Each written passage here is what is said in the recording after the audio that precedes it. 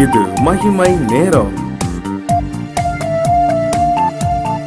ஆண்டவராகிய இயேசு கிறிஸ்துவின் ஈடு இணையற்ற நாமத்தில் மகிமை டிவி நேயர்களை அன்புடன் வாழ்த்தி வரவேற்கிறேன். இந்த மாயையா மகிமையா அப்படின்ற தொடரின் 5ஆம் நாள் நிகழ்ச்சிக்கு உங்களை அன்புடன் வரவேற்கிறேன்.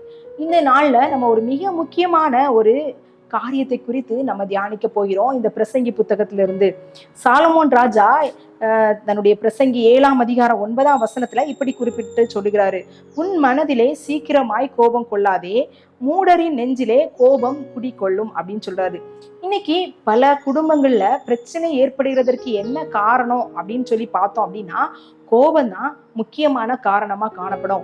அந்த ஒரு சில நொடிகளில் காணப்படுகிற அந்த கோபத்தின் உச்ச கட்டத்தினால சொல்லுகிற வார்த்தைகள், பேசப்படுகிறதான காரியங்கள், சண்டை சச்சரவுகளினால குடும்ப உறவுகள் சிதைந்து பிரிந்து போகும் அளவுக்கு அது காணப்படுகிறது.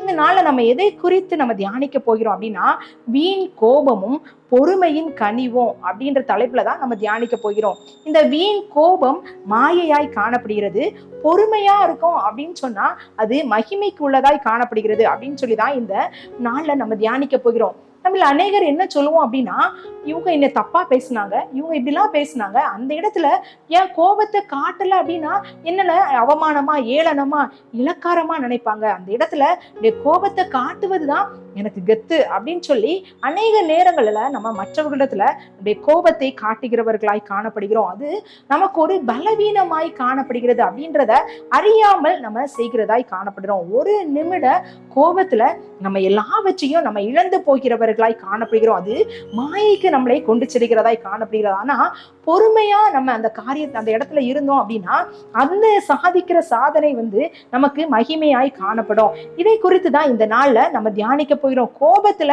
தன்னுடைய ஆசீர்வாதத்தை இழந்த ஒரு மனிதனை குறித்தும், பொறுமையினால ஆசீர்வாதத்தை பெற்ற ஒரு நபரை குறித்தும் நம்ம இந்த நாள்ல தியானிக்க போகிறோம்.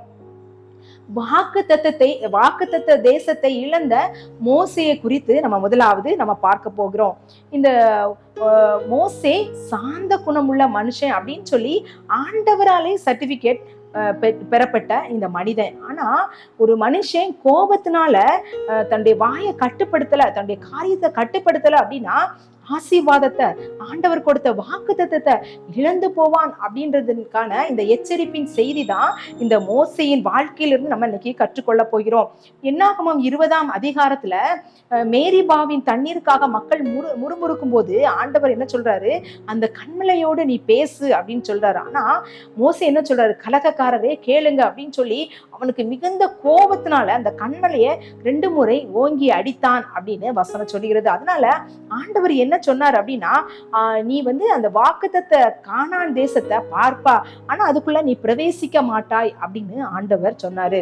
அப்போ அந்த வீணான கோபமான காரியம் அந்த வாக்குத்தத்த கானான் தேசத்தை அவனுக்கு கொடுக்காமல் அது இழந்து போவதற்கு அவனுடைய கோபம் காரணமாய் காணப்பட்டது. ஒருவேளை அந்த ஒரு நொடி கோபம் அந்த அவனுடைய ஆசீர்வாதத்தை இழந்ததற்கு அவன் ஒரு காரணமாய் காணப்பட்டது.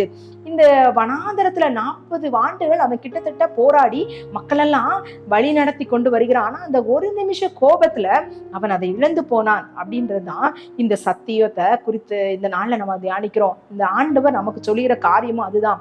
அநேக நல்ல காரியங்களை நம்முடைய வாழ்க்கையில செய்கிறோம், ஆனா கோபத்துல பேசப்படுகிறதான வார்த்தைகள், கத்தி பேசினாதான் என் நியாயத்தை அவங்க கேட்பாங்க, இந்த சூழ்நிலையில நான் கத்தி சொல்லல, இந்த கோபத்தை நான் வெளிப்படுத்தல அப்படின்னா என் பக்கத்து இருக்கிற நியாயத்தை வெளிப்படுத்த முடியாது அப்படின்னு அநேக நேரங்கள்ல நாம் கோபத்துல பேசப்படுகிறதான வார்த்தைகள் வீணாய் நம்முடைய ஆசீர்வாதத்தை அது சுதந்திரிப்பதற்கு தடையாய் காணப்படுகிறது. அது மாயைக்குரிய காரியத்துல நம்மளை கொண்டு போய் விடுகிறது அப்படின்னு சொல்லி நம்ம பார்க்கலாம். அதனால எந்த சூழ்நிலையிலும் நம்முடைய வாயின் வார்த்தைகள் வீணான கோபத்தினால நம்ம எந்த காரியத்தையும் செய்யக்கூடாது. அநேக நேரங்கள்ல எல்லா காரியத்தையும் நான் கட்டுப்படுத்திட்டேன், ஆனா இந்த கோபத்தை கட்டுப்படுத்த முடியல, என் பிள்ளைகள் பண்ணுகிற காரியத்துல என் கோபம் வருகிறது, என் பெற்றோர்கள் பண்ணுகிற காரியத்துல கோபம் வருகிறது அப்படின்னு சொல்லி அநேக காரியங்கள்ல நமக்கு கோபத்தை தூண்டுகிறதான காரியங்கள் ஒருவேளை சாத்தானவன் கொண்டு வரும்போது அதுல நம்ம பொறுமையை கடைபிடிக்கணும் அப்படின்னு சொல்லி ஆண்டவர் விரும்புகிறாரு. இந்த எல்லா சூழ்நிலை சூழ்நிலைகள், எதிர்மறையான சூழ்நிலைகளின் மத்தியிலும் பொறுமையை கடைபிடித்த இந்த தாவீதை ஆண்டவர் உயர்த்தினார். ஆனா சாபத்திற்கும் பொறுமையை காட்டிய தாவீதை குறித்து நம்ம பார்த்தோம் அப்படின்னா, இந்த அவமானங்களின் மத்தியிலும் ஒரு மனிதன் பொறுமையை கடைபிடிக்கும் போது அவன் அரியணையில உயர்ந்த இடத்துல வைக்கப்படுவான் அப்படின்னு இந்த தாவீதுடைய வாழ்க்கையிலிருந்து நம்ம கற்றுக்கொள்ளலாம். தன்னுடைய சொந்த மகனாகிய அப்சலோம் தனக்கு விரோதமாக எழும்பினதுனால தாவீது என்ன செய்யறான், வெளியே போறான். அவன் வந்து வீதியில நடந்து போய் கொண்டிருக்கும் போது சீமேயு அவனை குறித்து தூஷணமான வார்த்தைகளை பேசி அவனை கல்லறிகிறான். அப்போ அவனோடு இருந்த தாவீதோடு இருந்த ஜனங்கள்லாம் சொல்றாங்க, இவனை நாங்க என்ன செய்யறோம், இந்த தலையை நாங்க எடுத்துறோம், இவனை கொண்டு போடுறோம் அப்படின்னு சொல்றாங்க. ஆனா அவன் நினைத்திருந்தா அவனை என்ன செய்யலாம், கொண்டு போட்டிருக்கலாம், வெட்டி வீழ்த்தி இருக்கலாம். ஆனா அவன் என்ன சொன்னான் அப்படின்னா, அவன் சபிக்கட்டும், கர்த்தர் அவனுக்கு அப்படி சொல்லி இருப்பாரு, இந்த நிந்தனைக்கு பதிலாக ஆண்டவர் எனக்கு என்ன செய்வார், ஒரு நன்மையை வைத்திருக்கலாம் அப்படின்னு அவன் வந்து பொறுமையாக இருந்ததுனால அவன் அந்த மகிமையின் அந்த அரியணையில மீண்டும் அந்த சிங்காசனத்துல அமர்த்தப்பட்டான் அப்படின்றத நம்ம பார்க்கலாம். 2 சாமுவேல் 16ஆம் அதிகாரத்துல இந்த சம்பவத்தை குறித்து சொல்லப்பட்டிருக்கிறது. நாம் எப்படி காணப்படுகிறோம்? கோபத்தை இழந்து, நிதானத்தை இழந்து நம்ம பேசுகிற மோசையை போல காணப்படுகிறோமா? அப்படி ஒருவேளை பேசணும் அப்படின்னா அது நம்முடைய வாழ்க்கை மாயையாய் காணப்படும். ஆனா அந்த சூழ்நிலையில் மத்தியிலும் ஒருவேளை நம்மை மற்றவர்கள் தூஷணமாய் பேசலாம், நம்மை கோபப்படுத்தலாம், நம்முடைய காரியங்களை, நமக்கு நியாயமான காரியங்கள் நமக்கு கிடைக்காம இருக்கலாம். இந்த சூழ்நிலையில் நான் பேசல, நான் கோபப்படல அப்படின்னா என்னுடைய நியாயத்தை சொல்ல முடியாது அப்படின்ற ஒரு சூழ்நிலையில நீங்க இருந்தா கூட பொறுமை உள்ளவர்களாய் தாவீதை போல இருந்தீங்க அப்படின்னா ஆண்டவர் நம்மை உயர்த்த வல்லமை உள்ள தேவனா இருக்கிறார் அப்படின்னு இந்த தாவீதுடைய வாழ்க்கையிலிருந்து நம்ம கற்றுக்கொள்ளலாம்.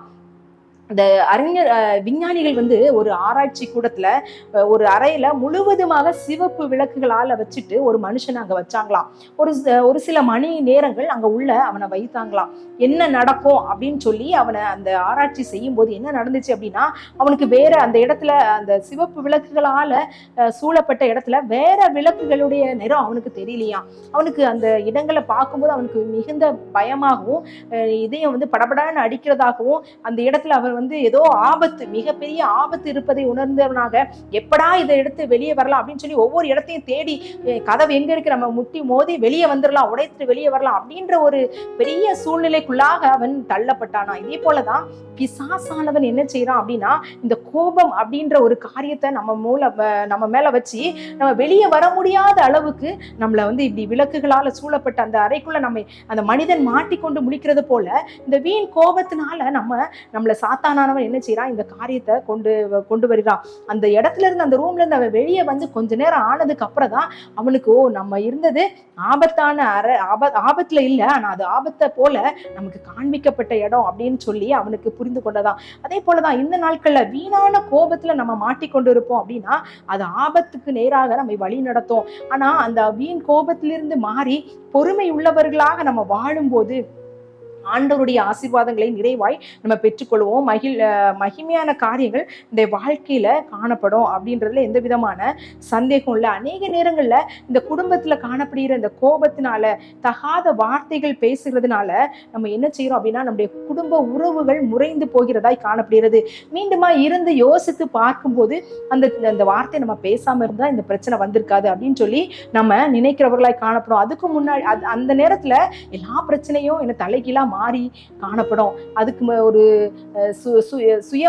சுமூகமான தீர்வுக்கு நேராக கொண்டு செல்ல முடியாத தூரத்துக்கு நம்ம அந்த வீண் கோபம் நம்மளை கொண்டு போய் விடுகிறதாய் காணப்படுகிறது. இந்த நாள்ல நம்ம சிந்திக்க அழைக்கப்படுகிறோம். சின்ன சின்ன காரியங்களுக்கு நம்ம கோபப்பட்டு நம்முடைய குடும்பங்கள்ல காணப்படுகிறதான இந்த பிரச்சனைகளை ஆண்டவருடைய சமூகத்துல நம்ம ஒப்பு கொடுத்து ஜெபிக்க போகிறோம். இந்த கோபமான இந்த பிசாசின் குணத்தை ஆண்டவர் என்னை விட்டு வெளியே எடுக்கணும் அப்படின்னு சொல்லி நம்ம இந்த நாள்ல ஜெபிக்கலாம். நிறைய பேர் சொல்லுவாங்க, எங்க அப்பா வந்து நல்லா கோபப்படுவாங்க, எங்க தாத்தாக்கள் எல்லாம் கோபப்படுவாங்க, இது எங்களுக்கு பரம்பரையா எங்களுக்கு இந்த கோபம் இருக்கு, அதனால எங்களால மாற்ற முடியாது, இப்படிதான் நான் கோபப்படுவேன் அப்படின்னு கூட சிலர் நினைக்கலாம். ஆனா எந்த காரியத்தையும் மாற்ற ஆண்டவரால முடியும். இந்த கோபம் நம்மை அழிவுக்கு நேராக கொண்டு செல்கிறதாய், மாயைக்கு நேராக கொண்டு செல்கிறதாய் காணப்படுகிறது. இந்த கோபத்தை மாற்றி, கோபம் மிகவும் பொல்லாதது. நான் வந்து சண்டே கிளாஸ்ல ஒரு பாட்டு எனக்கு ஞாபகத்து வருகிறது. கோபம் மிகவும் பொல்லாதது, தேவ சாயலை முகத்தில் கெடுத்துவிடும், ஆனால் அன்பும் தயவும் மிக நல்லது அப்படின்னு சொல்லி அந்த அந்த பாடல் வரிகள் சொல்லப்பட்டிருக்கும். அந்த கோபம் நம்முடைய தேவ சாயல நம்மளத்திலிருந்து கெடுத்து விடுகிறதாய் காணப்படுகிறது. இந்த மூடனை போல அந்த கோபத்தை நம்ம நெஞ்சில ஒட்டி கொண்டு இருக்கிற கோபம் வந்து என்ன செய்யும் அப்படின்னா நம்மை அழிவுக்கு நேராக கொண்டு செல்கிறதாய் காணப்படுகிறது. அதனால நம்ம சீக்கிரமாய் கோபம் கொள்ளாதபடி, மூடரின் நெஞ்சில இருக்கிற கோபத்தை போல நமக்கு இல்லாதபடி ஆண்டவர் பரிசுத்தமாய் நம்ம பொறுமையா கனிவாய் நம்ம இருக்கணும் அப்படின்னு சொல்லி ஆண்டவருடைய சமூகத்துல நம்ம கேட்கலாம். எங்களை அதிகமாய் நேசிக்கிற எங்கள் அன்பின் கர்த்தாவே, இந்த நல்ல நாளுக்காக உமக்கு நன்றி செலுத்துற தகப்பனே. ஆண்டவரே, மூடரின் நெஞ்சில கோபம் குடிக்கொள்ளும் அப்படின்னு சொல்லி வசனம் சொல்லுகிறது. கோபத்தை ஆண்டவரே விட்டு விலக எங்களுக்கு உதவி செய்யுங்க. பொறுமையின் ஆவியை தாங்க. ஆவிக்குரிய கனியாகி அந்த பொறுமையை நாங்க தரித்து கொள்ள எங்களுக்கு உதவி செய்யுங்க. இந்த கோபத்தின் ஆவி எங்களை விட்டு மாறும்படியாக ஜெபிக்கிற ஆண்டவரே, எங்களால இதை கட்டுப்படுத்த முடியல அப்படின்னு யாரெல்லாம் ஆண்டவரே ஜெபித்து கொண்டிருக்கிறார்களோ, ஆண்டவரே சின்ன சின்ன காரியத்துக்கும் எனக்கு கோபம் வருது, எரிச்சல் வருகிறது, தேவையில்லாத வார்த்தைகளை பேசி ஆபத்துல போய் முடிந்து விடுகிறதாய் காணப்படுகிறது அப்படின்னு சொல்லி உண்மையாய் உணர்ந்து ஜெபிக்கிற ஒவ்வொருவருக்காக ஜெபிக்கிற தகப்பனே, அந்த கோபத்தின் ஆண்டவரே ஆவி அவர்களை விட்டு மாறி ஆண்டவரே உற்சாகமான பரிசுத்த ஆவியானவருடைய பொறுமை அவர்களுக்குள்ள தங்கியிருக்கும்படியாக ஜெபிக்கிற தகப்பனே. இந்த நாள்ல ஆண்டவரே நாங்கள் கற்றுக்கொண்ட ஒவ்வொரு காரியங்களுக்காக ஜெபிக்கிற தகப்பனே, ஒவ்வொரு நாளும் அதை எங்கள் வாழ்க்கையில் அபியாசப்படுத்த எங்களுக்கு கிருபை செய்யுங்க. எங்களை தாழ்த்துகிறோம், வெறுமையாக்குறோம். நீர் பெருக, நாங்கள் சிறுக. இயேசுவின் மூலம் ஜெபிக்கல நல்ல பிதாவே, ஆமென்.